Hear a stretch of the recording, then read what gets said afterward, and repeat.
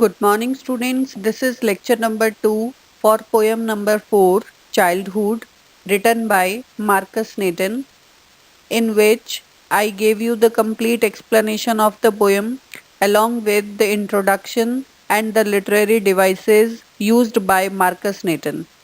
Now, in this lecture number 2, we shall recapitulate the poem stanza wise and then we shall move towards the textual exercise that will be solved today.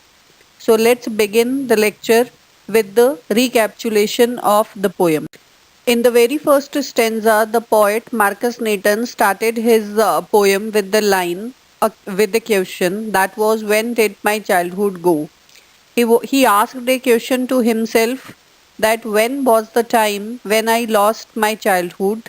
Then he tried to answer this question to himself and he said, was that the day when he turned up to be 11?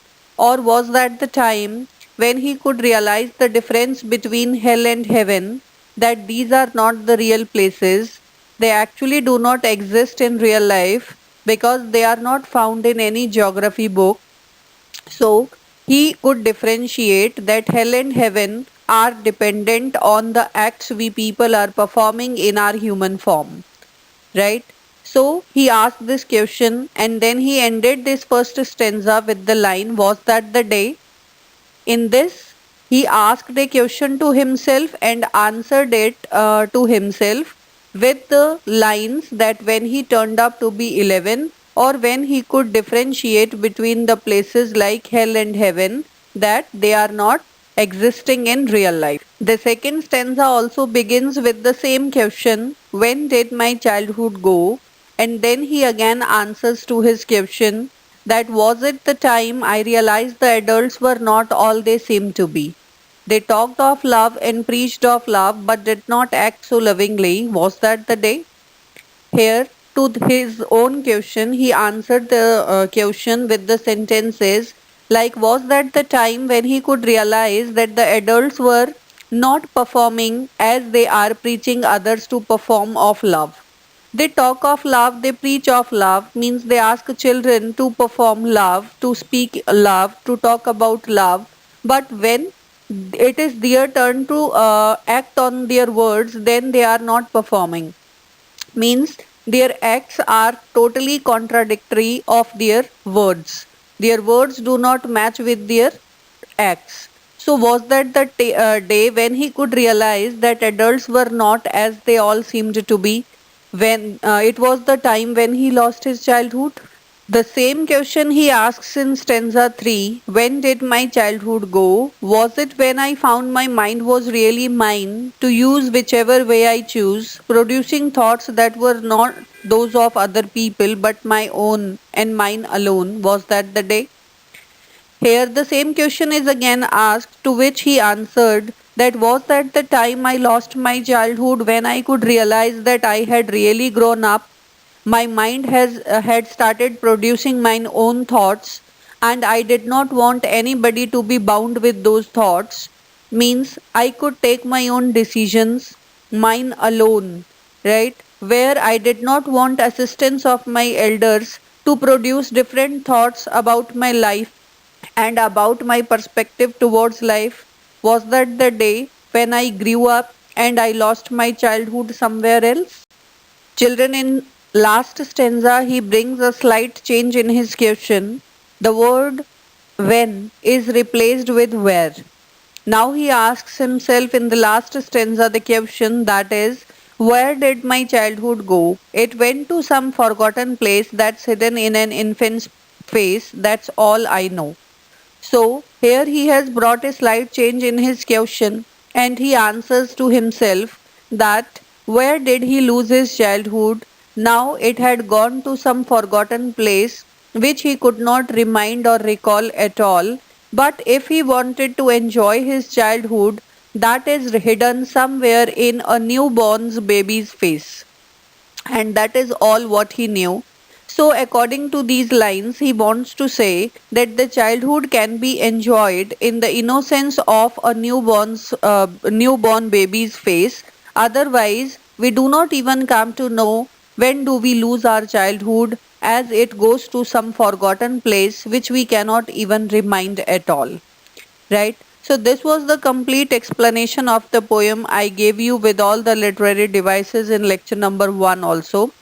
The complete poem is of 4 stanzas, and in first 3 stanzas he asks the question about when did he lose his childhood, but in last stanza he brings a slight change in his question and he replaces the word when with where, and then he answers to himself in order to teach all the readers that childhood is the best period of someone's life. If we want to enjoy childhood, we have to keep our innocence alive within ourselves.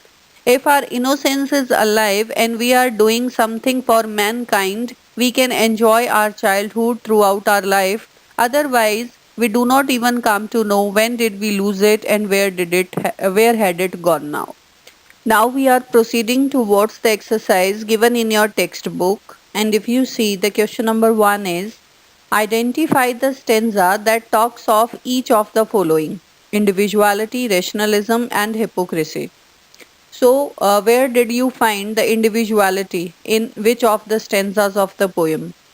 Individuality is seen in the third stanza, where he writes, when did my childhood go? Was it the time when I found my mind was really mine, to use whichever way I choose, producing thoughts that were not of those other people but my own, mine alone? Was that the day?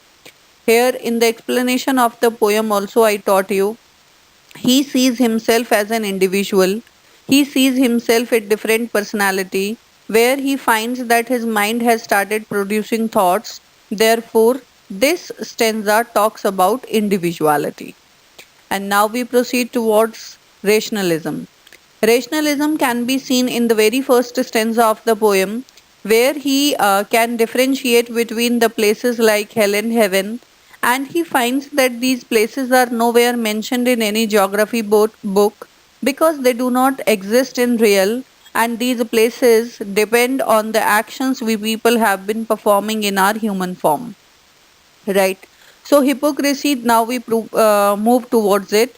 Hypocrisy can be seen in second stanza, where he says that the adults are not acting as they are talking of or they are preaching of to their children, and their words do not match with their actions. There is contradiction in their words and actions. So here it is hypocrisy. So this is the answer to this question which you can jot down in your notebooks. Let's move to question number 2, that is, what according to the poem is involved in the process of growing up? According to the poem, the process of growing up involves attaining maturity and becoming a rational and logical thinker. When the poet became an adult, he was able to see the hypocrisy in other people. A grown up can tell a difference between reality and fantasy. So, what are the things which are involved in the process of growing up? That you need to attain maturity that will make you rational and logical, and according to the rationality and logical thinking you would be able to differentiate between you and other people, and in fact you would come to know how people are behaving and how they are acting, and according to their acts and behavior how you will take your decisions of your life, right? So this is all what depends in the process of growing up. Now we'll discuss question number 3, that is, what is the poet's feeling towards childhood? And answer you can write to this question would be, the poet Marcus Nathan is disappointed and puzzled by the loss of his childhood. He wanted to know when was the moment he became a grown up and lost the innocence of an infant. He expresses his confusion by asking when and where he lost his childhood. So, this is the poet's feeling towards his childhood. In fact, he is missing his childhood, missing the innocence of his childhood, and he is puzzled and confused about it. He wanted to know when he had grown up and when he lost his childhood.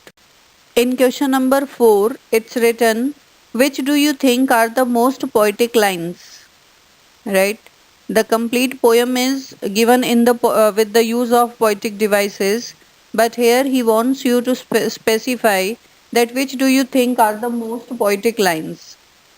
So the answer to this question would be the lines in the last stanza are the most poetic lines in the poem. It went to some forgotten place that's hidden in an infant's face. That's all I know. The poet beautifully describes here the disappearance of his childhood. He talks about how one can find innocence in an infant's face. It's a process of life that an individual grows up and slowly starts understanding the concept of the world and the people around them. During childhood, a person believes in things that aren't true or has a different set of reality. When the child grows up and is able to process his own thoughts, he realizes that many things don't exist the way he thought them to be. So, the last four lines of the poem are the most poetic lines, in which he has used the poetic devices also, and he has given a beautiful answer to his readers. So, children, after discussing the textual exercises of the poem, we shall proceed towards homework. Your homework is to learn and write all the discussed question answers in your Fair English notebook. You people are supposed to summarize the poem also for your better understanding so that whenever you open your notebook, you would be able to recall what was taught in the poem. And then, on the basis of understanding it, you are supposed to write all these discussed questions in your notebook. And then, don't forget to post me your homework also. By the time, thank you. Have a nice day.